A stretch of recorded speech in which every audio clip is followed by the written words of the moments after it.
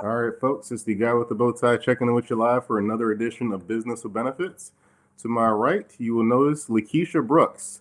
She's going to help us out understanding and learning a little bit during COVID-19 right now. First of all, hashtag Team Live, hashtag Team Replay. Please let us know where you are. We already had Catherine Fasanella checking in. She said hi. I think Hi, she's in Florida, I believe. But Catherine, thanks for jumping in. So Lakisha, we're here talking about mentorship. So first of all, how are you doing with all this COVID-19 nonsense going on? I'm doing well. The biggest thing is not being able to go to the gym, but other than that, I'm doing well. My family's doing well. So yeah, things are going well. Thank you for asking. No problem. And I think this is an appropriate time to talk about this. A lot of companies are kind of going through changes and innovation and trying to redevelop them. So for the people that haven't seen your face pop on their profile before their feed, let them know who you are and why they should listen to you. So everyone, hi, I'm here in Atlanta, Georgia. I am Lakisha C. Brooks. I am a leadership development expert. I focus on employee development with the emphasis on developing people. That is a big, big, big passion of mine. I am president-elect for the greater Atlanta chapter of ATD. So shout out to them. I also have my own consulting business, Brooks Enterprise Consultants, where we engage talent, develop leaders, and we yield results. Awesome. So I'm sure over the years, you've been doing this for a while. So would you say that in recent years, your work has become more important to small business and large business? Oh, absolutely. I mean, employee development is the heart and soul of any organization. If you invest in your people, they feel more invested in you. So it's very important that you take the time to put those programs together. I definitely understand from personal experience that when you have those times, such as COVID-19, when it impacts your bottom line, that a lot of times training and development it's the first thing to go. Yep. However, it's very important that in these times we are still offering some type of resources, whether it's free coaching, free classes, or something, so that our employees still feel engaged during the time that they're out. So when they do come back, or whenever you are hiring again, people feel like they have the skills to be productive. Okay, so that brings an interesting point then. The word mentor, I feel like it's used, loosely sometimes, but for someone that's an expert in leadership and development, what actually is a mentor for people to get their hands around that?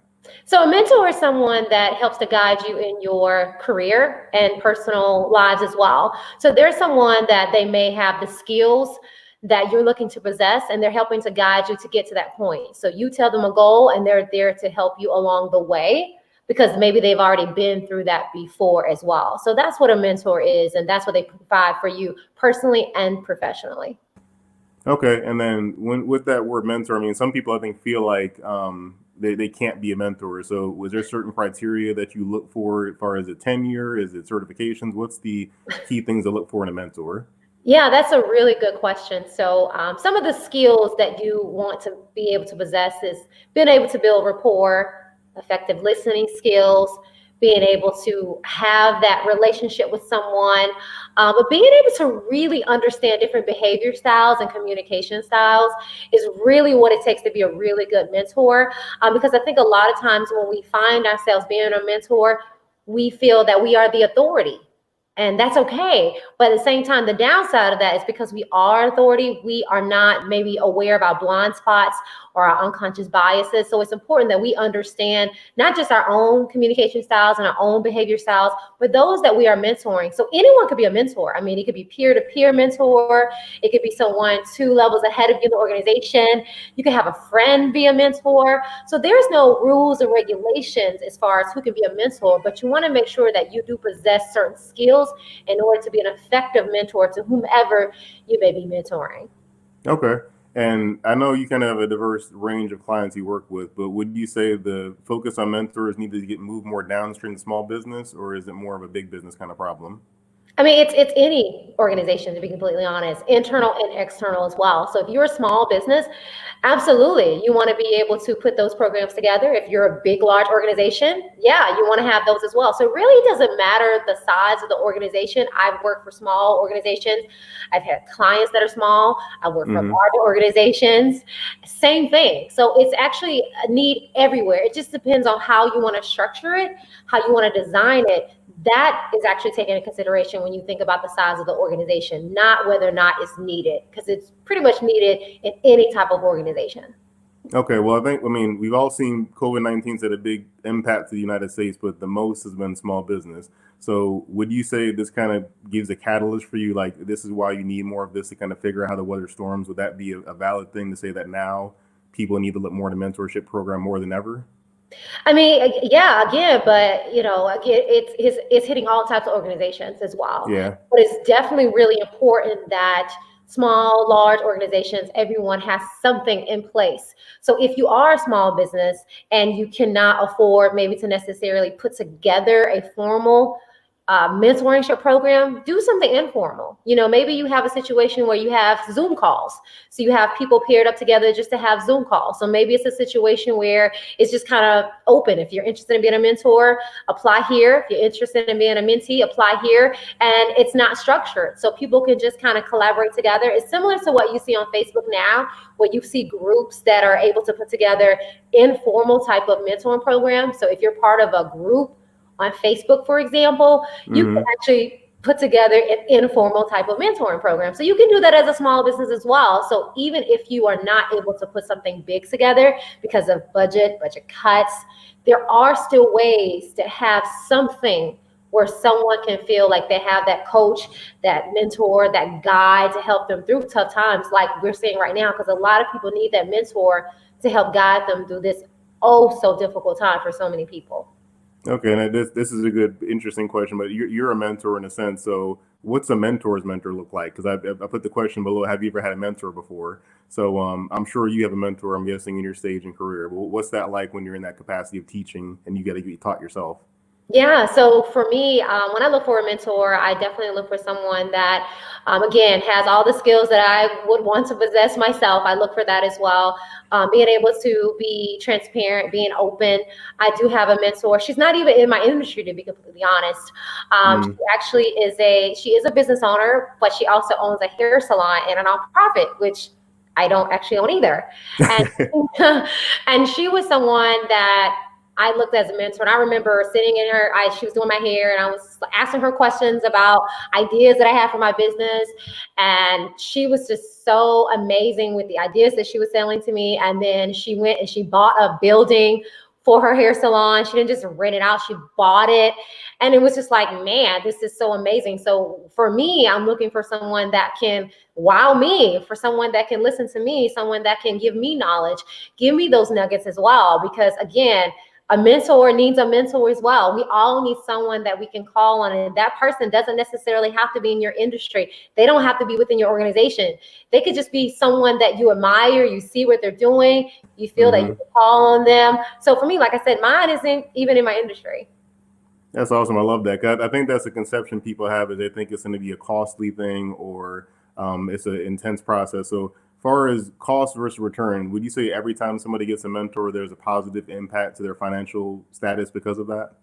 It could be, but it could be a personal mentor. So let's just say you're just going through something emotional, and you need that mentor to help you do that. So it's not always about a financial return on investment. Of course, we want to, especially if you're an organization and you're putting money towards something. Of course, and there's ways to actually calculate that through the ROI business case study. And I'm going through that certification with Jack and Patty Phillips and their ROI certification.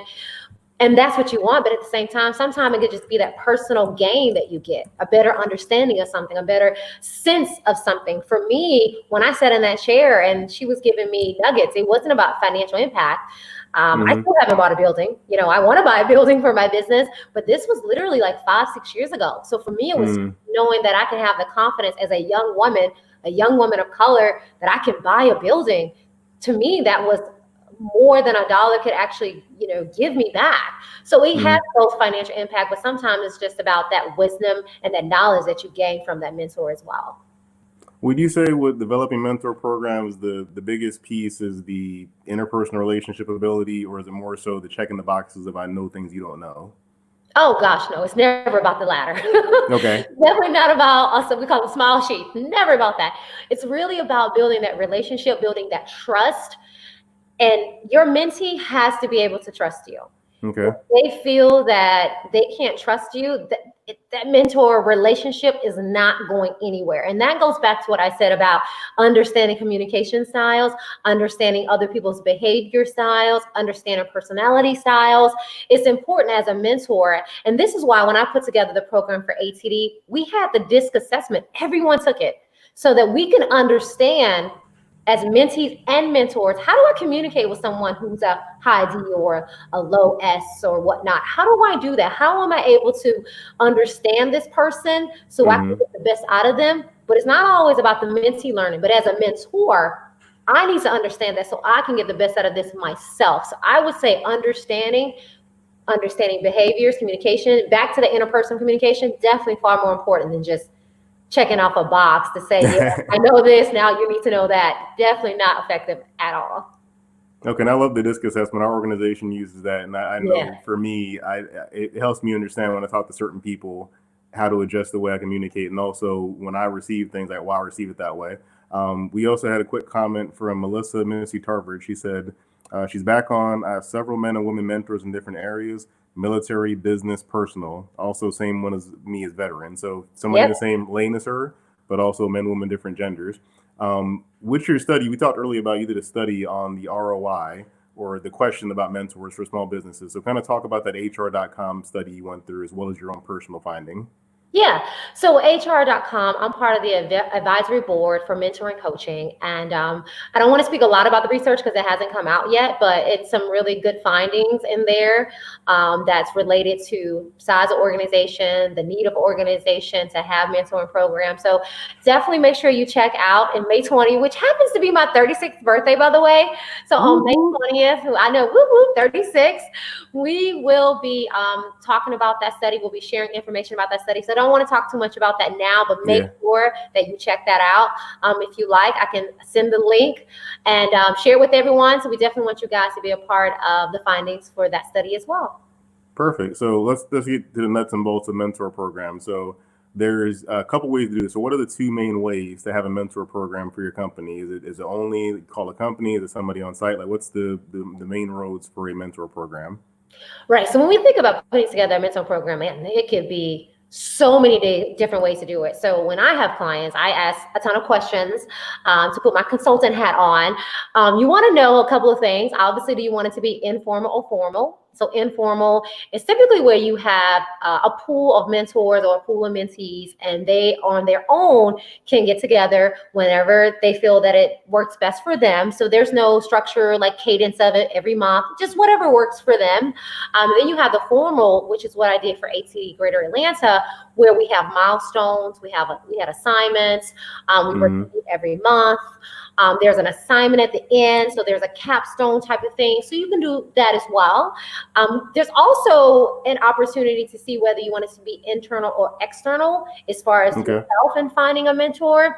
So if your organization does not have a mentoring program, and there's a lot of companies, especially small businesses, that do not have mentoring programs. And that's okay, because, call me, I'll help you develop one. But in the interim, there's also external programs. So that's when you see your ATD Greater Atlanta or your women's leadership organization, or maybe even veteran organizations, where they allow for you to be a part of their programs because maybe you don't have that as well. So that's another different option that you can look at as well as far as developing a program. You can do that as well. So there's a lot of different factors, a lot of different ways to be part of a mentor program or developing one as well for an organization externally or internally for your own employees as well. Okay, so based on that, then there's really no limit or inhibitor to having a mentor program, because I imagine when you see a company with 5 people, they might say, oh, we're too small to have a mentor program. So pretty much it sounds like any size organization could and would benefit from this.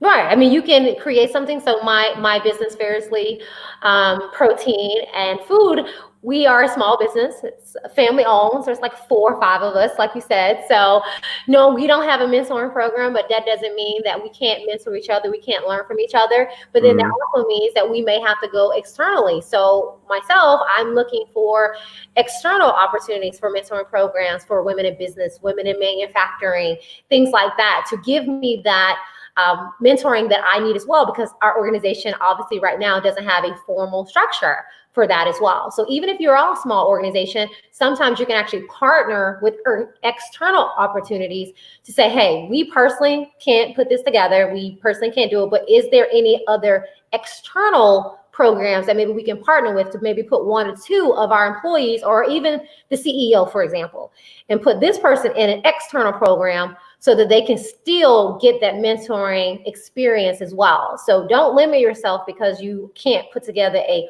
formal program or even informal. There's still external resources that you can use as well to help you to fill that void as well.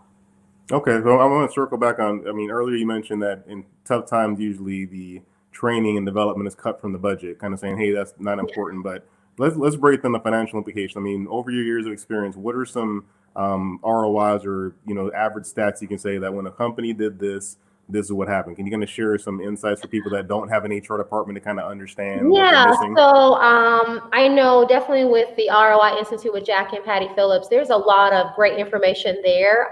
Nothing I can share off the top of my head, but I'll be happy to share some of those case studies and their findings and some of the things that they've seen with implementing trainings, whether it's a large type of program or maybe something small as well, different sectors, private and public, different type of organizations where the ROI was actually positive because they implemented training and things like that. So again, I am happy to provide any of that information to anyone that wants to see it as far as actual figures. I definitely don't want to misquote anything, but I definitely provide some of that numbers for individuals that would like to see that. Awesome. And is it a hard lift? I mean, heavy lifting process? Because if I say I have 30 employees, for example, let's say I have that, and I want to develop an internal mentor program, would you say it's a lot of infrastructure that has to get put in place to make that happen for them? It depends on what you want. Okay. So I would sit down and have a consultation session with you as well to kind of see what you want. So as far as infrastructure, it would depend on how big you want the program to be. How robust do you want it to be? Again, you say, hey, Lakisha, we only have 30 people. We don't want anything too structured right now. We just want to see how it goes. Is there anything you could do that's informal, maybe like a pilot program or something like that, where we maybe can have 2 or 3 pairs to check it out, to see how it is. And then based on that, as we grow, or you can say, hey, can we do something similar to that? Or can we have a sponsorship program? Is there any other type of development program that we can do that maybe can mock the idea of a mentoring program until we grow to that level? There's a lot of different ways, and any professional consultant can be able to put together a program that fits your organization, even if it's not a full-fledged mentoring program at this time. Okay, perfect. And then Missy had a comment. She said, I've been a mentor as well in the military as well as the civilian world. Would you say, I mean, I think the military might actually be one of the largest models of a mentor program. So would you say that's easier, like the way that the military, when they go from military to civilian life, that they're kind of already set up in that mindset because they've kind of gone through it with basic training and everything? Well, I'm not that versed on the military structure as maybe Melissa is, or even my dad. My dad is a veteran. Okay, mine too. So he will probably speak more to that as far as preparation, but I can definitely tell you he's definitely structured, definitely understands how to be a mentor, understands how to provide information, understands how to listen, how to be someone that can actually help develop others, understand teamwork. And I definitely would like to say that the military contributes to a lot of that, and him understanding how to build those relationships to learn from others. But personally, I don't have a lot of experience in that to really speak to that, but I can just tell from, that relationship with my father, and I'm sure Melissa can speak to how maybe that helped her as well to develop into her civilian life as well. Well, that leads me back to the beginning, actually. So what got you into leadership and development? I mean, you mentioned your father's military, mine's military as well. What kind of got you into this lane of developing people? Yeah, great question. So it's really funny. So when I graduated undergrad, when I first went to school, I thought I was gonna be a sportscaster. So I was supposed to be all of these wonderful women you see now. At the time when I grew up, they weren't really there. So I was supposed to be one of them. So I went to college and I graduated, and I thought, you know what? I want to get an advanced degree in sports administration. I want to go on, and I basically thought I was going to take Adam Silver's job at some point, and then the program just did not exist. There was no way for me to do it, and I had to take something. So I kind of fell into it, and I had these wonderful mentors that were like, Lakisha, you're really great at training, right? You know that, right? And I was like, Okay, so I can help people, cool. But I didn't really know that that was like a real career, a real profession, to be honest. Mm-hmm. She was like, no, we really get paid a lot of money, by the way. And it's not about money, but like she says, hey, we get paid a lot of money to develop people. So Mm-hmm. I started learning more about it and realized I had already been doing this before as a leader. And when I realized it, I went and got a one master's degree and I got another master's degree. I wrote a book on it because I was so passionate about it. And one of my professors, who was also a mentor of mine, said, Lakisha, you can really be a leader in this. Continue where you're going. Get that international training experience, which I did. Go travel, be a consultant, learn different stuff. And for me, that was all I needed. For someone to see that in me and to have a passion for something that I already was doing and didn't know I was doing it. Mm-hmm. That's and to have it was three professors that literally like started my journey of this. And one edited my first book. That's how much they were involved, and that's That's how awesome. they had my back when it came to this. So definitely kudos to Central Michigan University and my amazing professors there as well. Well, and then so I thought was you said that when you said that we get paid a lot of money and everything, that it's interesting that that's the world when everything's good, but when everything's bad, it's Right. the first to go. So I mean, why do you think that's the mindset that when times get tough, we don't need to develop people? I don't think they see it as not developing people. I think it's not revenue generating. Mm, If you think about what generates revenue, it's typically not those areas that are soft skills, those mm, essential skills. It's not that.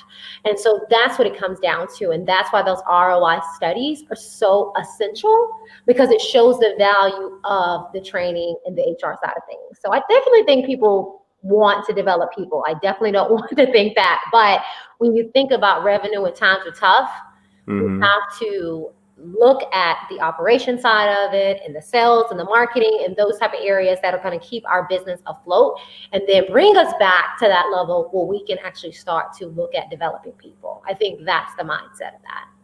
Yeah, I guess it's interesting that with COVID-19, I feel like the soft skills became more important because we get these emails that are falling on deaf ears because it's the same marketing campaign before COVID, and it's not being sensitive to, Right. hey, I don't have as much money right now, or hey, I'm All cooped up at right. home going crazy. So it seems to me like I think this whole thing's like a heart attack for the U.S. because we'll change a lot of behaviors, I think, as a result. But I think that's Right. one that the soft skills are way more important than ever, I think, because when we talk to people, you can't come in hot for I want to sell, sell, sell. I want to market, market, market. I have to kind of change things. Right. So do you kind of think that after this all kind of settles, whatever that means, that your role will kind of be more sought after than it was before?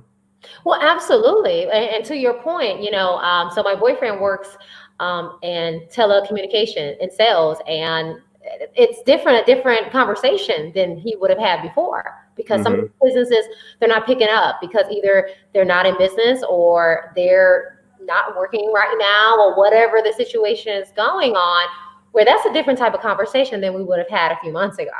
So you're absolutely right. Like understanding that, understanding how to manage after change is going to be so imperative, because we're dealing with the change now, but when things get back to normal, there's still going to be a lot of changes that we have to deal with. There's still going to be a lot of coaching and developing that we're going to have to see from people to help people through this change. So you're Yeah. absolutely right. The soft skills, the essential skills are going to be so imperative now and going forward, and how we shift our minds, whether it's from the sales point of view or Mm-hmm. from the operation point of view as well. Yeah, I just hope it all integrates more because I mean, in my world, I'm dealing with benefits, and sometimes benefits is kind of like that the third Right. wheel. Like, it's not it's not that big a deal. But I mean, we're seeing now people are sick and can't go to a doctor Right. sometimes, or their morale is down because they don't get anything but a paycheck. So I think a lot of things will change as a result. But Absolutely.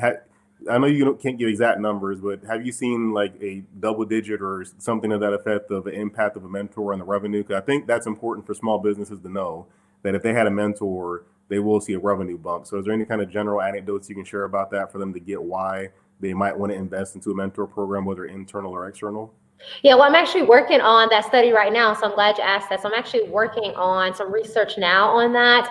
And I hope to have that study released in the next few months. So I'm actually working on that right now to evaluate the impact of a mentoring program. So definitely stay tuned to that. It's definitely not any information I can release now, but we're definitely in the middle of putting together an ROI business impact study that actually talks about exactly what you just said. What's the impact of this? If I invest in this, what will I get? And again, it varies based on the organization, but at least this will be able to give everyone a benchmark once I complete the study on what they could possibly see as an impact as well. So I definitely keep you guys posted on that. Now, I think that's important. I mean, me in a leadership role with what I do, it was kind of like, oh, you were good at sales, you should be a leader. That was kind of it. Yes. And there's countless books that talk about that's a horrible model, but that's what we did. It is. You were good at selling. That's each of the people how to sell. And it's like, well, it's more than that. I know when I first took the role, I said no at first to say, no, I don't want to lead people because I barely know what I'm doing. And I know that's a whole different animal. So why do you think that's kind of our mindset for you were good at selling, just go do it and teach people how to do it versus investing in management training and things of that nature? And it's a great question because my first career was sales. That's what I did first. Absolutely loved it, and I was good at it as well. So that definitely has a soft spot for me. I think it also has to do with the time and the money that it takes to actually put someone through these type of programs. A lot of times it's like, hey, we actually need a new manager, or maybe the spot opened up, or we're growing so fast and we need someone in that spot. And I've seen it. I've been in organizations that have done that before. But what you see is that because the person doesn't maybe have the skills to know how to lead and manage and to do operations, which is a completely different skill set and mindset to have, you see that you wind up having to either reinvest in them anyway or hire an external person that's actually going to fill that gap.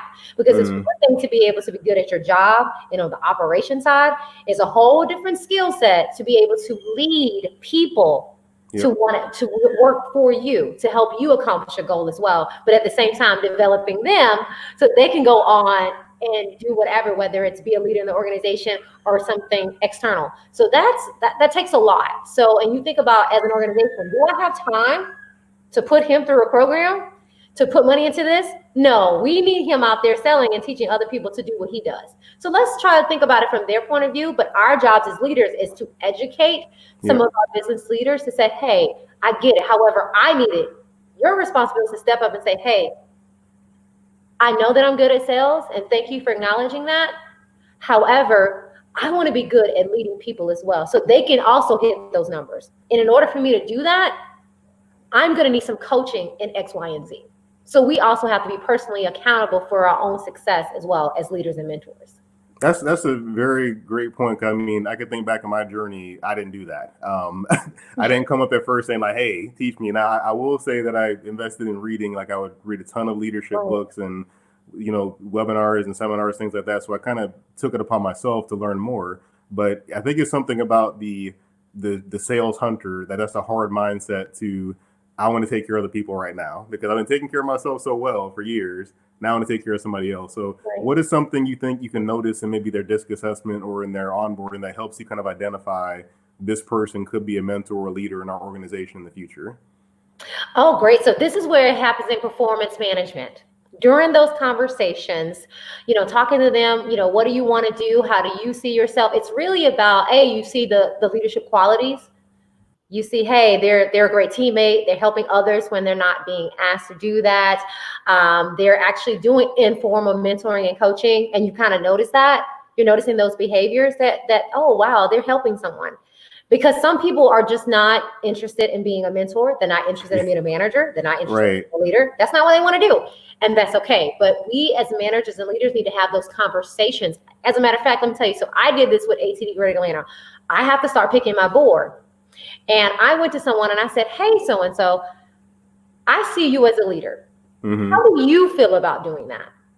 I noticed that you're stepping up, you're raising your hand, you're taking up all these different tasks. I want to work with you, but do you want to do this? Do you see yourself doing that?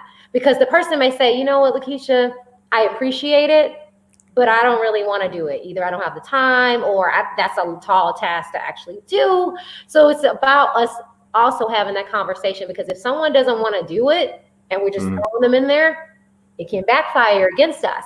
So that's another thing we can do is just simply have conversations and have open lines of communications, and it's going both ways.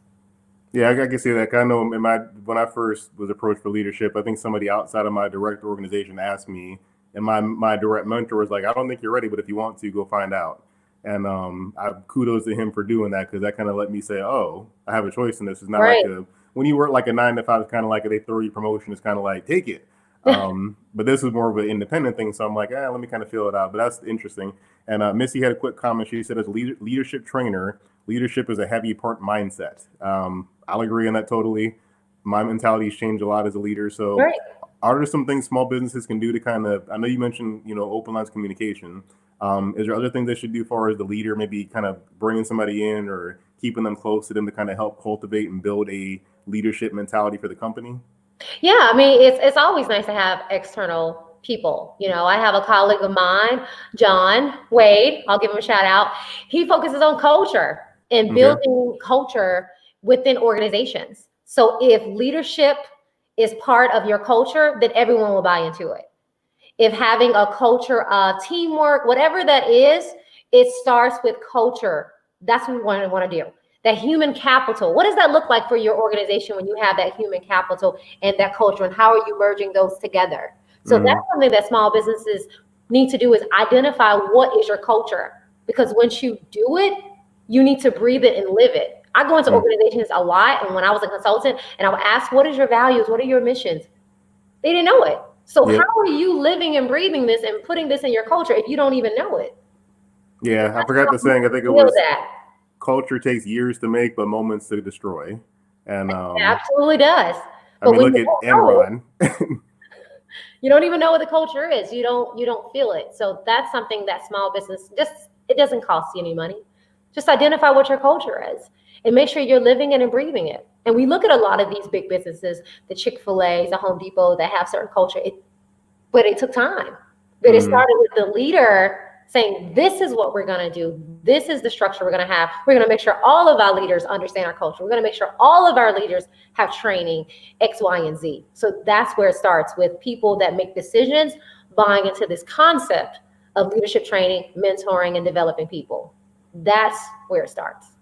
I love it. So I've been trying to be helpful with COVID-19. That's why I'm going live so often to kind of teach people as they're going through this pandemic. But right now, some businesses might not come out of this, or they're going to come back very fragmented or Right. damaged. So, what's one thing you think they should be working on right now when it comes to leadership to help them either come back stronger or reinvent themselves when this is all over? Right. Understanding again, that change management model. And I don't mean Okay. like these are the processes and steps. I mean really understanding the emotions around that. Because on the outside, if you're able to get through this financially, that's awesome.